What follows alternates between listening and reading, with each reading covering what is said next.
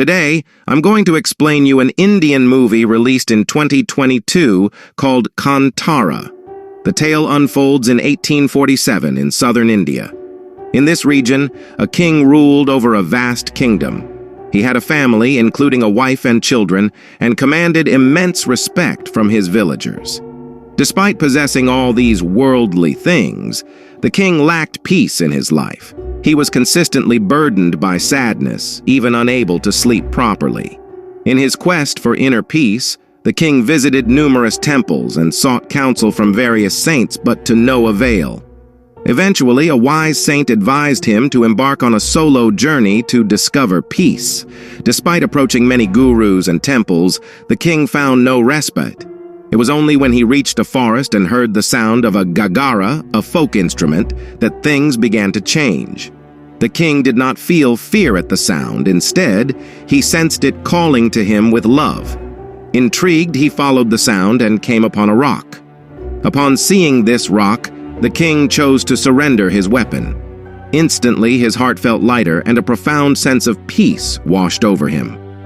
Determined to carry this newfound source of tranquility with him, the king faced an unexpected challenge. As the villagers approached, they informed the king that he could take whatever he desired, except for their deity. Panjurli is a divine spirit representing a male wild boar, was worshipped to safeguard crops and fend off wild boars. Suddenly, one of the villagers became a vessel for their god and conveyed a message to the king. If he wanted the deity to accompany him, he would have to grant land to the people until the deity's cry could be heard. Only then would the god accompany the king, promising generations of peace. Additionally, the deity Guliga would also join them. Guliga is a folk deity revered in the coastal regions of southern India. Furthermore, the deity Panjurli issues a warning to the king. If you do anything wrong, I may forgive you, but Guliga will not. Accepting this caution, the king agreed and brought the god along on his journey. As promised, the villagers were granted the lands they sought. From that point forward, the king lived a life adorned with both peace and wealth. The presence of Panjurli and Guliga brought prosperity not only to him, but also to the villagers. The king, who was troubled before, now has lasting peace, and his kingdom thrives with the divine protection of Panjurli and Guliga. Before diving into the movie, it's essential to understand one of the great cultures in India. In this area, people believe in Deva, a form of God, a supernatural spirit they trust to protect them. To worship this god, they have a place called Bhoota. People show great respect for the god and perform various rituals. Bhoota Kola is also a significant aspect of this culture. Bhoota Kola is a traditional ritualistic dance, especially in the Tulu-speaking region. This cultural practice is deeply rooted in the folklore and beliefs of the local communities. Bhoota Kola ceremonies usually involve the invocation and worship of deities known as Bhutas, or spirits. These rituals are typically conducted by a special class of performers known as Bhoota Kola performers, and they often belong to the same family. During Bhoota Kola, performers wear elaborate costumes and makeup to represent the specific deity or spirit they embody. The dance sequences are accompanied by traditional music and rituals. The god possesses the dancer during the performance, and the performer, usually from one family, blesses people. Sometimes the performer also helps resolve personal disputes or village disputes between people. Now let's get back into the story. Now let's shift the story to 1970. During the 1970s, in the same village, there used to be a Bhoota Kola performed by a person, and he has a son whose name is Shiva. The king's grandson desired to take the land from the villagers. He discussed his intention with the performer, stating that if the villagers didn't willingly give up the land, he would resort to legal action. During this conversation, the god appeared within the performer, conveying that the land had been granted to the villagers for the peace of the king's bloodline. If the king's grandson wanted the land back, he could have it, but it would come at the cost of losing peace. Upon hearing this, the king's grandson questioned whether these words were spoken by the performer or the god. In response, God became angry and declared that the answer would be provided on the steps of the court. God added a cryptic message stating that if he was seen again, he was the performer. If not, he was Deva the god. Following this, Shiva's father, who was the performer, abruptly ran into the jungle and disappeared.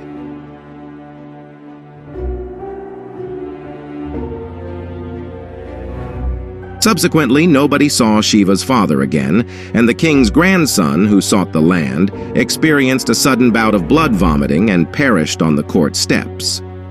Let's now transition to 1990, where Shiva has grown up and participates in the Kambala festival. The Kambala festival is an annual buffalo race held in the southern districts of India and is a popular sport among the state's farming community. During the race, Shiva runs exceptionally fast and emerges victorious. However, due to manipulation, the prize is unjustly awarded to the landlord. This unfair outcome leads to a confrontation between Shiva and the landlord's people. Eventually, the landlord concedes and hands over the prize to Shiva, reprimanding those responsible for the manipulation. Now, turning to the characters, Shiva is our main protagonist in this story, and he has a brother named Guruva. They both live with their mother. Shiva is carefree and enjoys life, unconcerned about what others think. However, as Bhoota Kola is performed based on hierarchy, Shiva should be the one to perform it. Yet, due to his arrogance, his brother performs after their father disappeared. Shiva has many friends, including his love interest, Leela, and another main character in our story is Inspector Murali, a forest protection officer. The landlord we discussed earlier is part of the king's hierarchy. Shiva complies with whatever the landlord instructs, whether legal or illegal, such as hunting in the jungle or cutting down trees. In return, the landlord provides money or liquor for these activities. While Shiva's life was going well, Inspector Murali consistently intervened in Shiva's illegal actions. Murali prevented locals from cutting trees and held a skeptical view of cultural beliefs. When Shiva went hunting for jungle pigs, Murali attempted to catch him red-handed.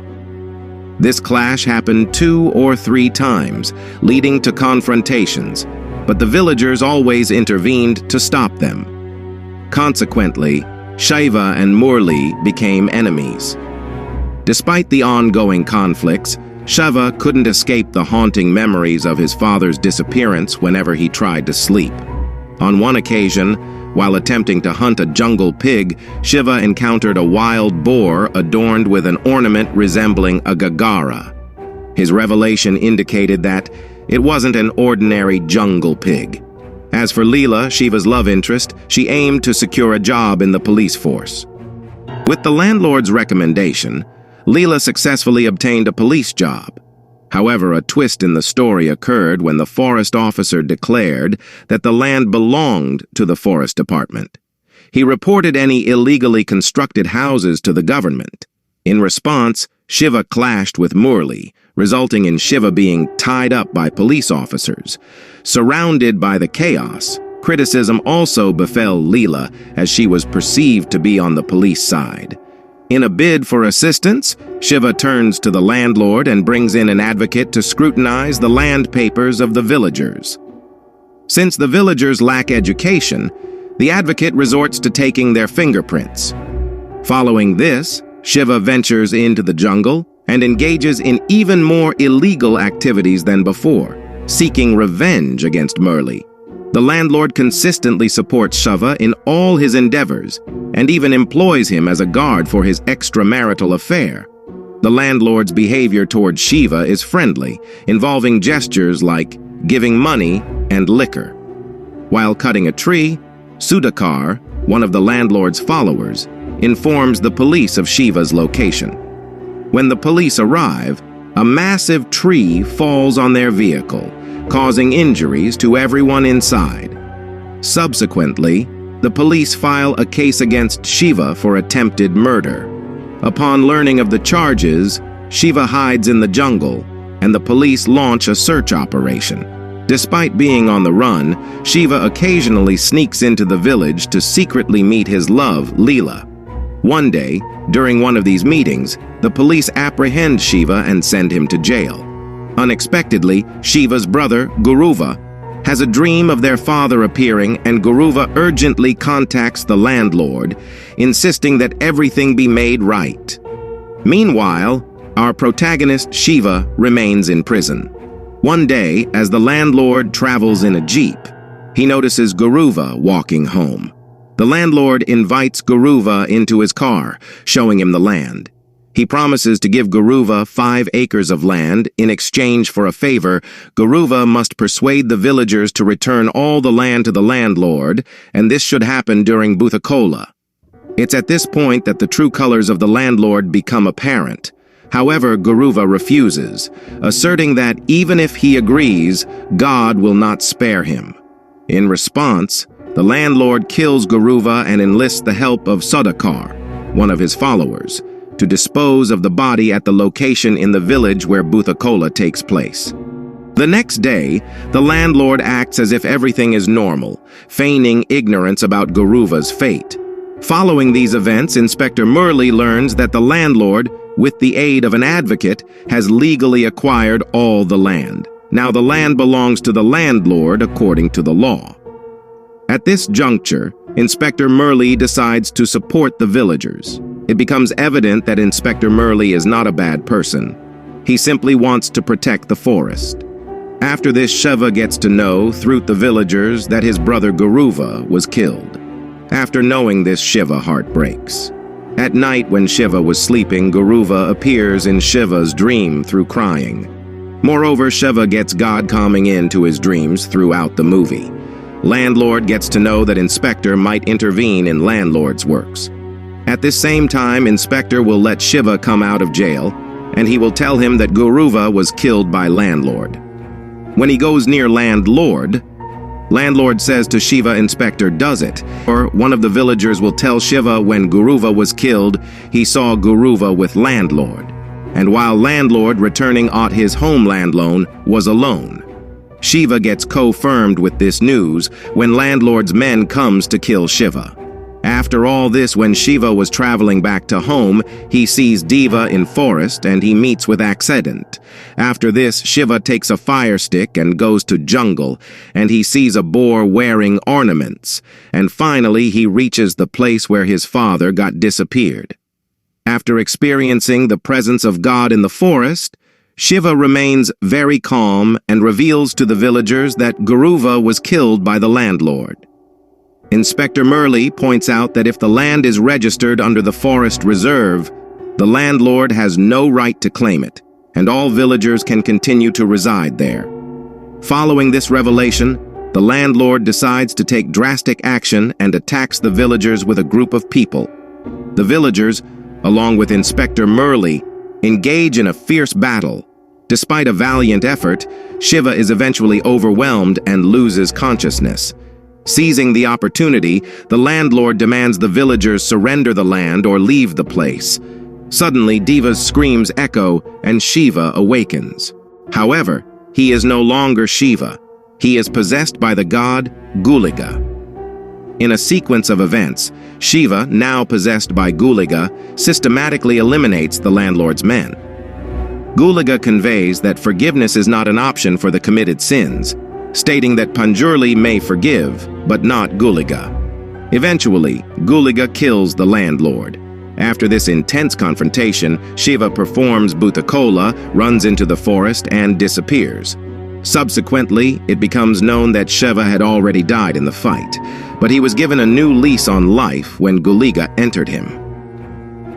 That concludes the explanation for this movie. Did you enjoy it? If so, please like the video and share it with your friends. Also, let me know which movie explanation you'd like next. Take care.